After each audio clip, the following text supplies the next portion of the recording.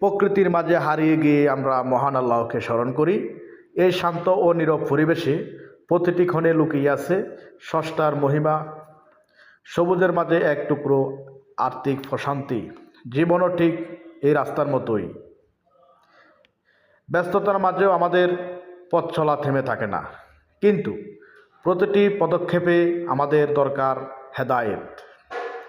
আল কোরআনের বাণী আমাদের অন্তরকে আলোকিত করে, যেমনটা মহান আল্লাহ তাআলা পবিত্র কোরআনের বিভিন্ন আয়াতে বলছেন, যেটা আমাদের মনে করিয়ে দেয় আল্লাহ যখন কোনো কিছুর সিদ্ধান্ত নেন তিনি শুধু বলেন হয়ে যাও, আর অমনি তা হয়ে যায়।